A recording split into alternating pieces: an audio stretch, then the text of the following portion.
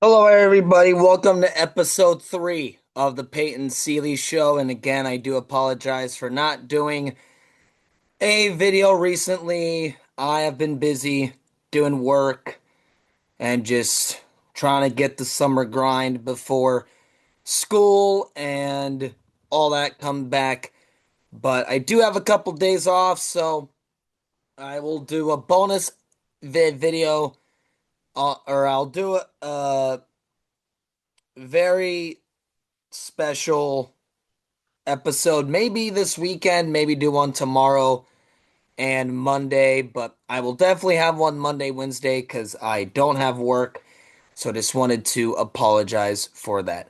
I do want to talk about the MLB trade deadline, who were my winners, and why do I think that the Chicago Cubs are my team that if they are going to put the rain into that.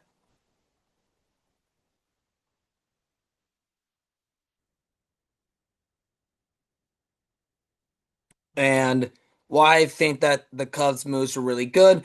Going to talk football for once. Finally, some football. Last night's game was super, super fun.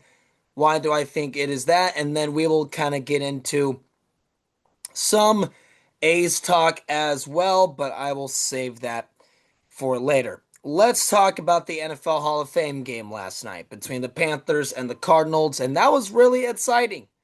You had a rookie quarterback in Carson Beck. You had Haynes King for the Panthers, and two teams that definitely are in two different stages of their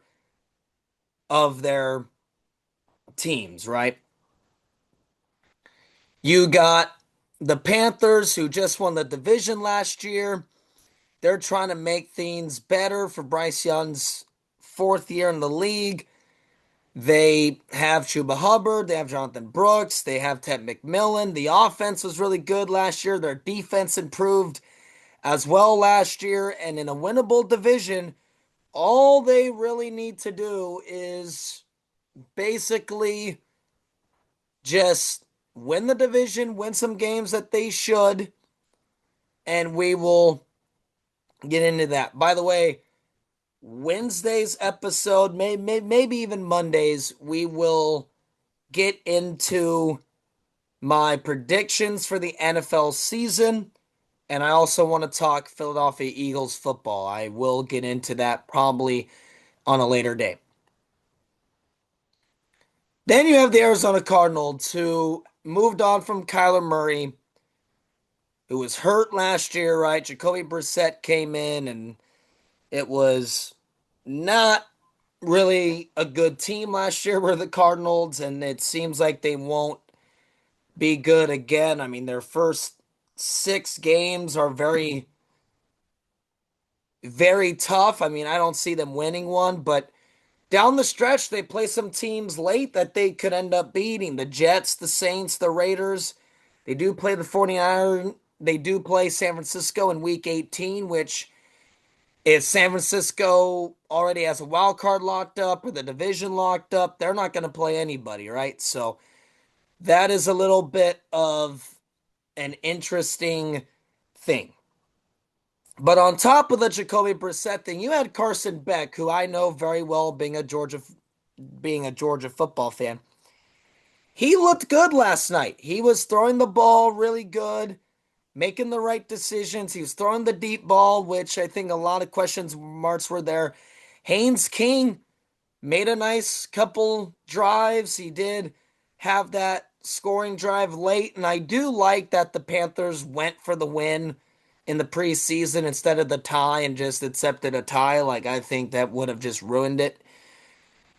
But when I mean two teams that are different, I mean two teams that are different as far as the quarterbacks. We know Bryce Young's going to be the starting quarterback for the Carolina Panthers, right? So it's more of who's going to win that backup job, right? Kenny Pickett or Haynes King.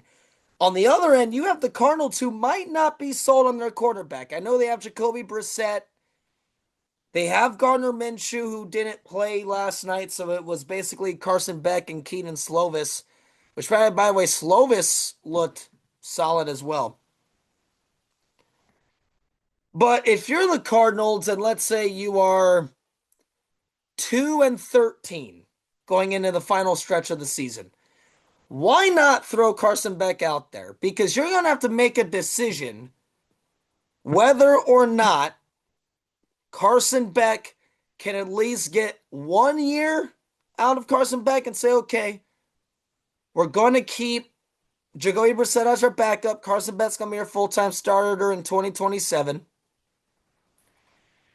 And then, or if Carson Beck doesn't prove that he's worthy of it, you have Carson, or not Carson Beck, you have Arch Manning, Dante Moore, Trinidad Chambliss.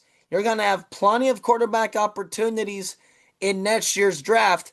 So I think if you're the Cardinals, you want to take a good extended look at Carson Beck because I don't know how long Jacoby Brissett is going to be the starter out there in the desert. Also, new head coach in Mike LaFleur, or I guess Matt or Mike LaFleur, not LaFleur. Shout out to Dodgeball, the movie.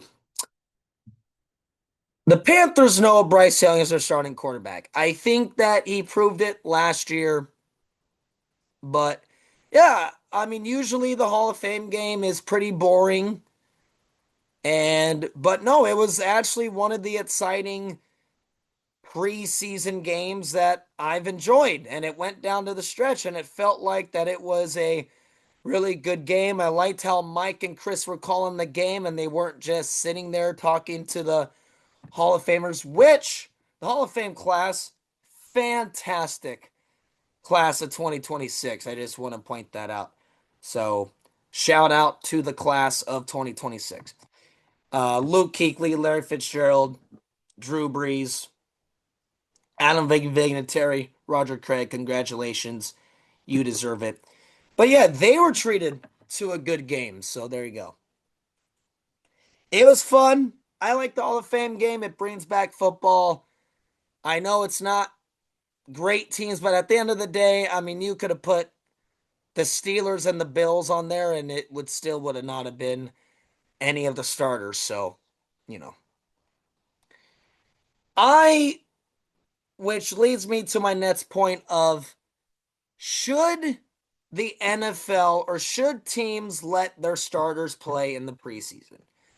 Now, yes, there are teams that play their starters. I know Josh Allen does. I know Mahomes and them played, I think, a drive or a couple drives in the preseason. I am pro but anti. I think there's a benefit, but there's also a risk when it comes to it. A pro is you get them work because, yeah, going against your own defense is not the same as going against a live defense. It gives your starters some work because there's rust. There's rust. I mean, week one is always very skeptical because when your starters don't play in week one, they could go out and just look bad. So I'm pro that, but I'm also anti because if you leave them in too long, there's a chance that you end up losing a guy for the rest of the year or for a couple weeks. And I am not a big, I'm not a fan of that. But again, that there's a risk. There's a risk to every move that you make. There's a risk to why you start this person or why you start that person. Because at the end of the day, everything is a risk. Everything's a risk in the NFL. But I do believe that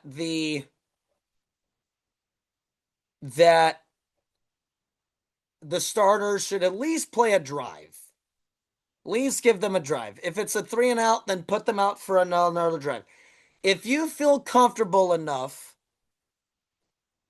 because I don't want to see my favorite team, the Philadelphia Eagles, I don't want to see them come out rusty and punt 4 or 5 consecutive times because we didn't get the practice. And but then if Jalen Hurts breaks his rib or tears his ACL, he's out for the year.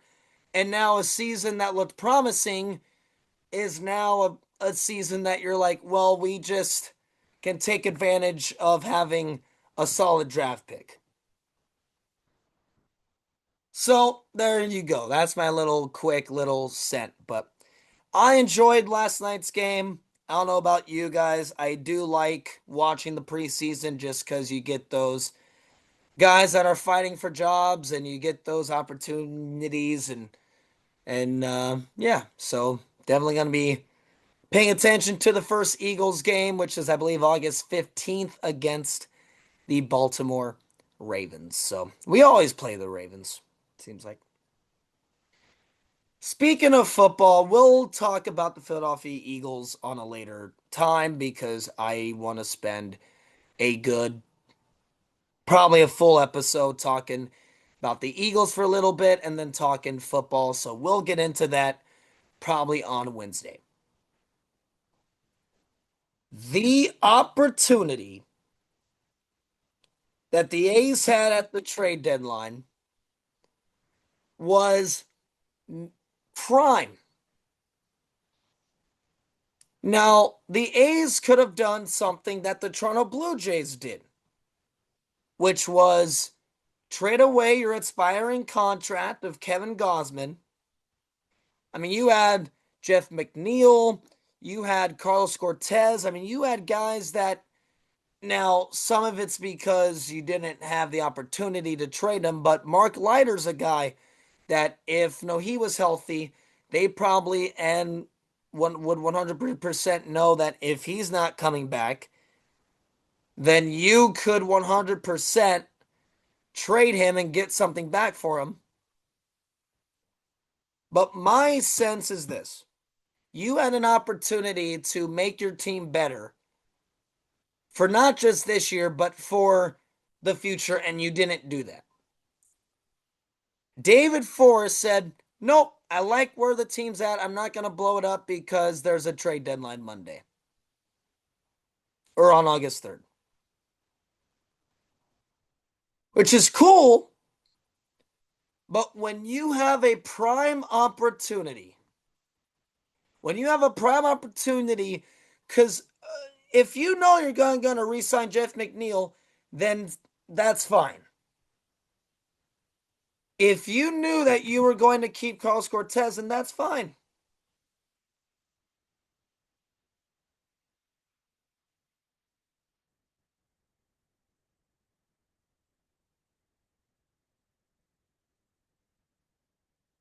And there's the there was the opportunity to get mid-level prospects for Cortez because there's a team out there that could have used Cortez. I mean, he's a guy that can hit. He can play a solid outfield for you. Jeff McNeil, great contact guy, has been around the league for a long time. There's some veteran pieces that could have done that. But instead you stay packed and you say we're fine with what we're at. You're fine with the pitching that we have? After the trade deadline, we faced the Detroit Tigers. Or before the trade deadline. They murdered us. The Boston Red Sox murdered us. Well, not murdered us, but what did they attack? Our pitching! You're fine with the pitching staff we have? We will not win another game this year with the pitching staff we have.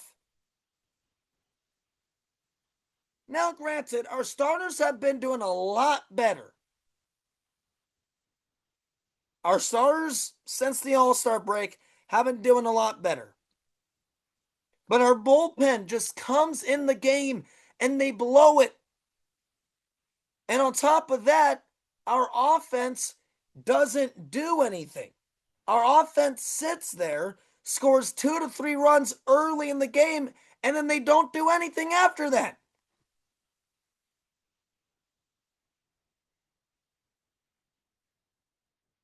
They probably end up, which today, by the way, David Forrest got fired. Good riddance. Goodbye. I'll see you later.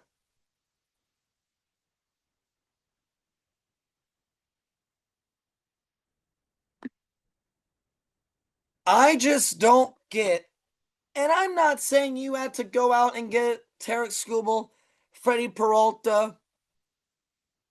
Just I would have liked to have seen the A's say, okay, what is our issue? What would we like to solve to make our team a little bit better for this year going into next year? The bullpen?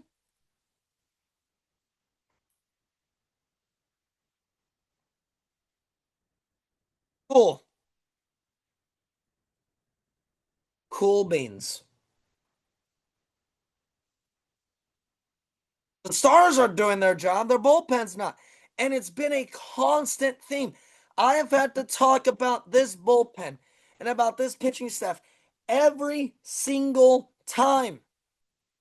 Every single game I watch, and I just know if it's a 1 run game or a 2 run game, that the lead is going to evaporate in 15 seconds. I have never seen a worse bullpen than we have.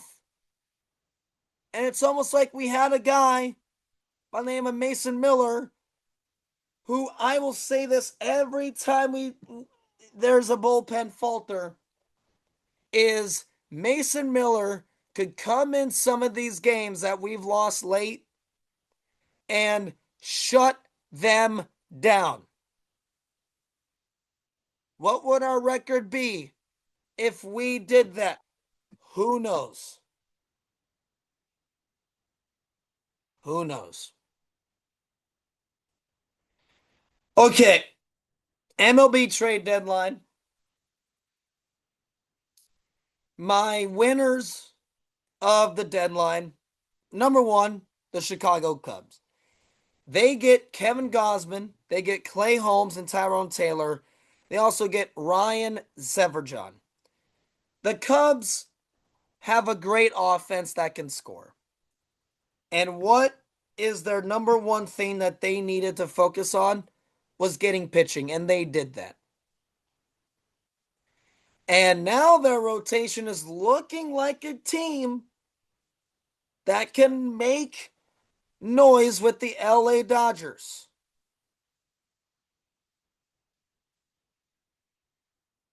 I'm okay with the Cubs sending out Kevin Gausman game 1, Clay Holmes game 2, Ed Edward Cabrera game 3, Matthew Boyd in a game 4. I'm okay with that.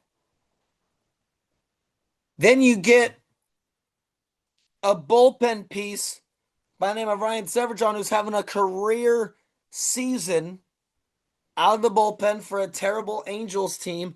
And then you get a solid outfielder by the name of Tyrone Taylor, who is going to the best defensive team. Talking about a match made in heaven. Cubs are my number one. And number two is the LA Dodgers. Look, I guess it's not really. I'll talk Tarek Skubal later. But number two was the Tampa Bay Rays. Freddie Peralta, Liam Hicks, and Tyler Wells. Now, Liam Hicks is a catcher. The Rays don't really have an offensive catcher. Liam Hicks provides that. You also get Freddie Peralta, who I know he has struggled this year, and I get that. But with what the Rays have, it's just like the Cubs. You have Shane McClellan, Drew Rasmussen. You even have now a Freddie Peralta. You have a Nick Martinez. I'm okay with those four pitching. I'm okay with those. I really think that those are really good ads for the Rays because Liam Hitz, he can hit, man. He can hit. I like that move there.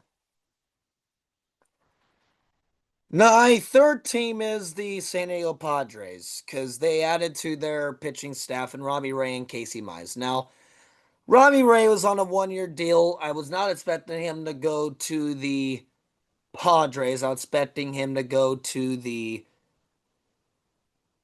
Rays because there was talk about him going to the Rays.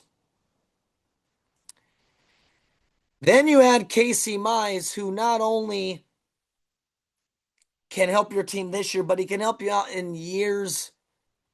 And to just say, you know what, we're gonna go out and we're gonna get Casey Mize and Robbie Ray. AJ Preller's not afraid to make moves, and if they were involved in the Tarek Skubal talks, then they faltered, then by all means. But I liked that. I liked it. So there you go. Um, I know people are hating on the Yankees because they didn't go out and get a catcher. I like the Heliot Ramos move. I like the Luis Garcia move. Yeah, they could have used the catcher. But there's some times where you can sit back and say, is there a position that we care more about? Like, think about all the years that the Astros had Martin Maldonado. The Astros could have easily added a offensive catcher, but they stuck with Martin Maldonado because of the type of player that Martin Maldonado was. He was a great defensive catcher, a great team guy, and yes, occasionally you're okay with Martin Maldonado going 0 for 4 because of what he does defensively.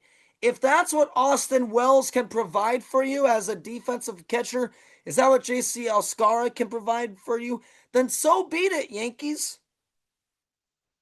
Sorry that the Minnesota Twins wanted to buy instead of sell this year.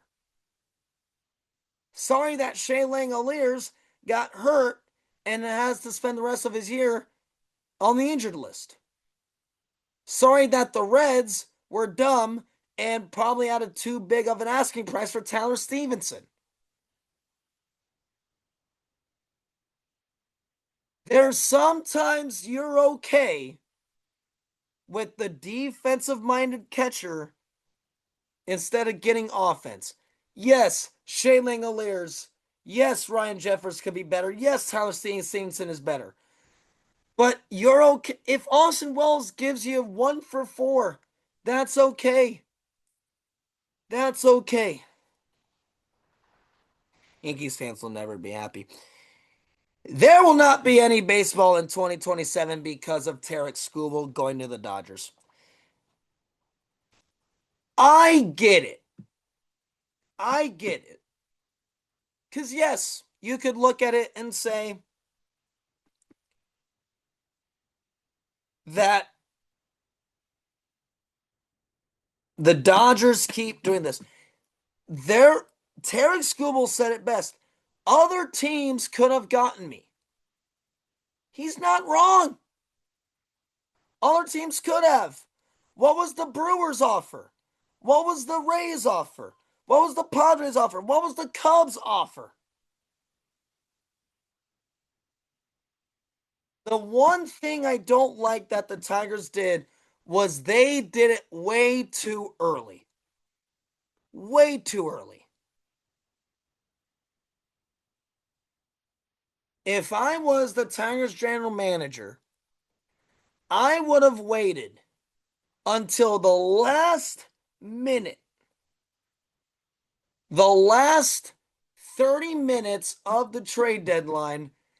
There would have been teams like the Dodgers, like the Rays, like the Cubs, like the Padres that would have 100% offered you way more than they should have for a rental. The Tigers pulled the plug on the Tarek Skubal trade way too early, and that's why I'm mad at the Tigers for gifting the Dodgers Tarek Skubal. Gifting Tarek Skubal. They are not wrong. What the Dodgers are doing is perfectly legal. It is because there's no salary cap. But if you had a salary cap, the Dodgers would not have the greatest lineup that I've ever seen. It would not be the greatest lineup I've ever seen. It would not be the greatest rotation I've ever seen. Now, yes, the Dodgers are going to lose games. They are because it's baseball.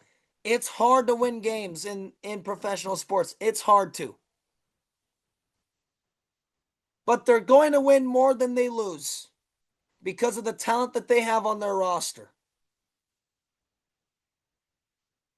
The fans that are upset the most about the Dodgers doing stuff like this are the low market teams that don't do anything. I'm an A's fan, and what the Dodgers are doing pisses me off hella. It does. But at the end of the day, what they are doing is not illegal.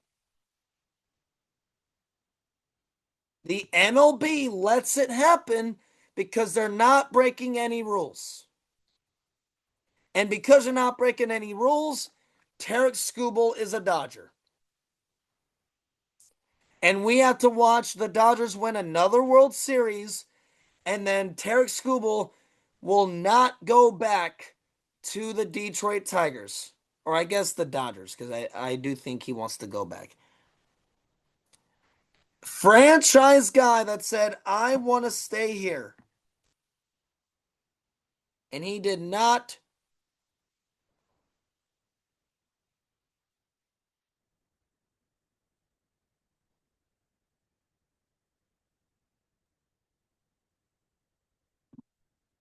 And he still got traded.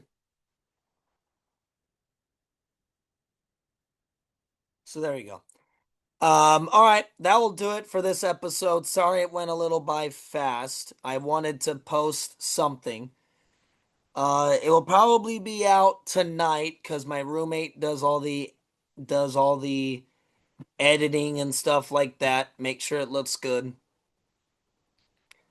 But I will be back on Monday. We'll be talking A's baseball again. We'll be kind of taking a deep dive into the NFL as well. We'll talk Eagles football as well. And then Wednesday, we'll take a deep dive into the NFL record predictions and 5 bold predictions for the NFL year. See you guys later. Have a great weekend, and I'll see you guys later. Bye.